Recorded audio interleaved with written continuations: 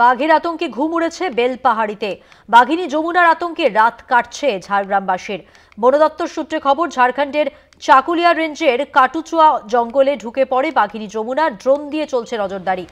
বাঘিনীর গতিবিধির ওপর নজর রাখছেন রেঞ্জ অফিসাররা। বাঘিনী যমুনাকে ধরার জন্য ইতিমধ্যেই ছাগল ও মহিষের টোপ দিয়ে খাঁচা বসানোর প্রস্তুতি চলছে। তবে তার গলায় ট্র্যাকার লাগানোর কারণে গতিবিধি বুঝতে বেশ বেগ পেতে হচ্ছে না।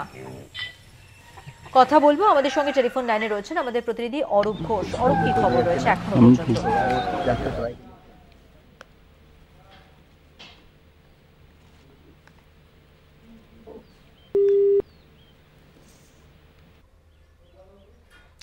অপ্রীতিকর ঘটনা এড়াতে চলছে মাইকিং এবং শনিবার সকাল থেকে একাধিক গ্রামে মাইকিং চলছে। প্রশাসনের পক্ষ থেকে নিকটবর্তী রিসর্টগুলিকেও সচেতন করা হয়েছে। সব মিলে ঠিক কি পরিস্থিতি জানবো, যেমনটা বলছিলাম আমাদের প্রতিনিধি রয়েছেন টেলিফোন লাইনে অরূপ ঘোষ। অরূপ, কি খবর রয়েছে?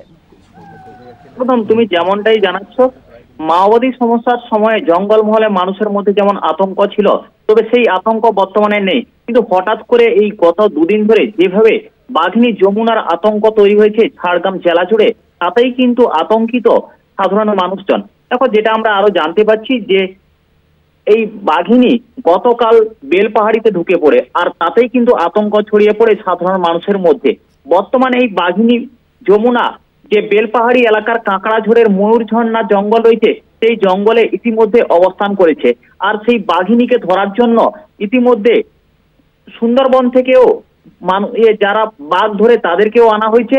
এমনকি সেই বাঘের গতিবিধির উপরও নজর রেখেছে বন দপ্তরের আধিকারিকরা।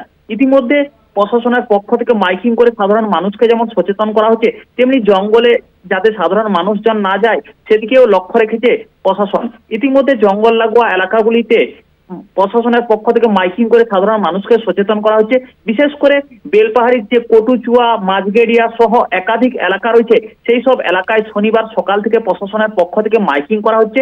এবং যেহেতু সেই বাঘিনীর গলায় জিপিএস ট্র্যাকার রয়েছে, তাই তার অবস্থান নিশ্চিত করতে বন দপ্তরের ইতিমধ্যে কোনো অসুবিধা হয়নি। ফলে যে বাঘিনীর আতঙ্ক যা পুরো সরগোল পড়েছে বেলপাহাড়ি ব্লক জুড়ে। ইতিমধ্যে প্রশাসনের পক্ষ থেকে যেমন মাইকিং করা হচ্ছে, তেমনি সেই বাঘিনীকে ধরার জন্য বিভিন্ন টপ ব্যবহার করা হচ্ছে, বিভিন্ন সময় ড্রোন ব্যবহার করে, এবং সেই বাঘিনীর অবস্থান দেখা যাচ্ছে। ইতিমধ্যে তোমাকে আরেকটা বিষয় জানিয়ে রাখি, যেহেতু পর্যটকের মরশুম এই সময় বেলপাহাড়িতে দূর দূরান্ত থেকে বহু পর্যটক ভিড় জমান এই বেলপাহাড়িতে।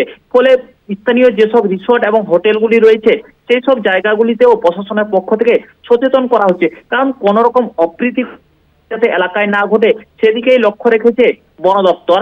এ বিষয়ে আমরা ঝাড়গ্রামের ডিএফওর সাথে যোগাযোগ করলে আমরা অন্যান্য রাজ্যের সাথেও যে বন দপ্তরের আধিকারিকরা রয়েছে তাদের সাথে আমাদের কন্টিনিউ যোগাযোগ রাখা হয়েছে। এবং কি যে জঙ্গল লাগোয়া যেসব গ্রামগুলি রয়েছে, সেই গ্রামগুলিতে বিশেষ নজরদারিও চালানো হচ্ছে। কোন রকম অপ্রীতিকর ঘটনা যাতে না ঘটে তার জন্য প্রশাসন পুরো সতর্ক রয়েছে। এমনকি দিনে যেমন পাহারা দিচ্ছে জঙ্গল লাগোয়া গ্রামগুলিতে বনকর্মীরা, তেমনি রাত্রেও পাহারার ব্যবস্থা থাকছে বলে জানান মধুপন্থীদি। ধন্যবাদ। কথা বললাম প্রতিনিধি অরূপ ঘোষের সঙ্গে।